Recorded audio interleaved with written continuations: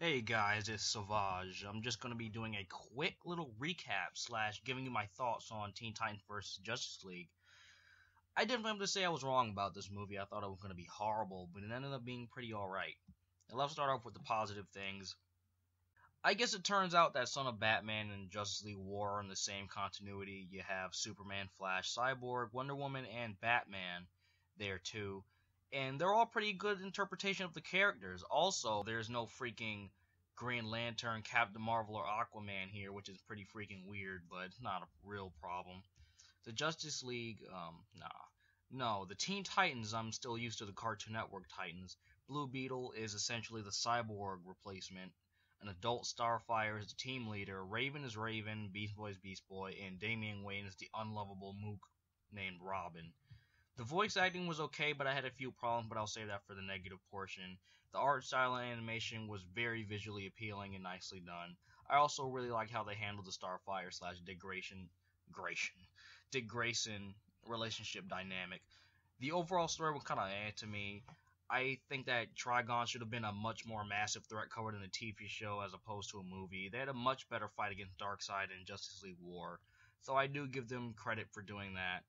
Yeah, Trigon's a demon lord who enslaves universes and stuff, so I think that would have been much better covered in a TV show. Makes more sense. Trigon relied upon using his demon magics and possessing people and stuff, and Darkseid was a hand-to-hand combat fighter that could have been easily dealt with every freaking Justice League member just teaming up on him and beating him up. But this movie was more so about the Teen Titans and the Justice League versus Trigon. Even with the Justice League possessed, the Teen Titans still managed to bring them all back and seal Trigon up back in Raven's little head crystal thingy. Now to the bad things I didn't like about this movie. The possessed Justice League should have squashed the Titans, no question asked. But since the plot was meddling around with keeping Raven alive and all, they essentially ended up keeping all the Titans alive and well and whatnot. Another issue I had was Superman and Wonder Woman being a couple. I absolutely hate superhero and heroine couples that aren't established when they first debuted as a couple. I really believe that superheroes and heroines should be dating supporting non-hero characters as opposed to each other. It's almost become customary in comic books to couple up with non-heroes. If you look at every single notable superhero who has a love interest, whether it be Daredevil, Spider-Man, Batman, Superman, Wonder Woman, Flash, Supergirl, and lots of others, when they have partners, they aren't main character superheroes or other main character superheroes.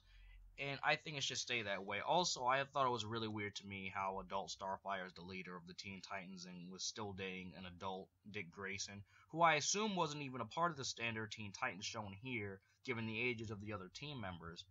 Or even at one point at all, I don't think he was a part of the team, so I don't get how they met, but whatever.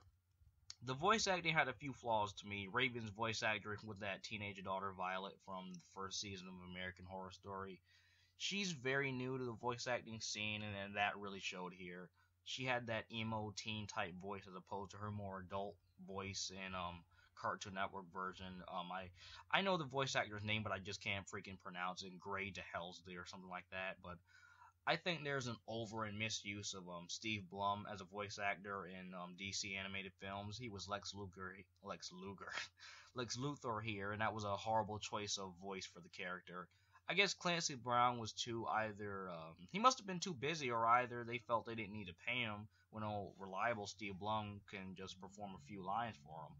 Blum's an amazing actor, voice actor. I'm not taking anything away from him, but he's overused in too many unfitting roles for DC.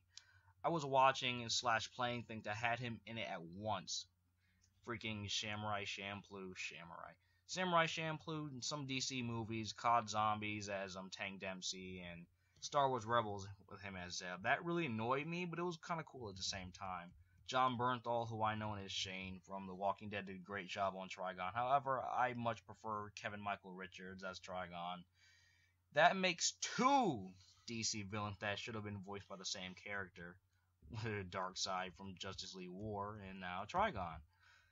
I also really hate Damian Wayne in this movie. All he's done in the last past four movies is just cause self extroverted conflict with other characters. I don't think he's cool. I don't like his attitude, and and I really dislike it whenever he interacts with other characters, especially Batman and Nightwing. All they do is argue about ideals and rules, and at this point you'd expect the Damian character to stop doing that and just adjust to the freaking settings. But it's been about 4 movies, and I think the character needs a little tweaking, that's all. He and Raven had some seemingly romantic interaction with one another. I don't think they'd be a good couple at all. They're too similar and not even for the right way for the characters to mesh correctly. I also think the Hood is stupid, and All-Star Batman and Robin, the Frank Miller comic book, Batman actually yanked off the hood from Dick Grayson because it was completely impractical as a disguise, which I would assume would be the only freaking reason he'd have the damn hood. Other than that, it could be maybe for aesthetic purposes, but I think that's stupid too. It doesn't look cool. But all in all, I enjoyed it. It was a good movie. It was a very enjoyable DC experience, and I'd recommend watching it. So that's my review slash recap slash thoughts on the movie. Bye!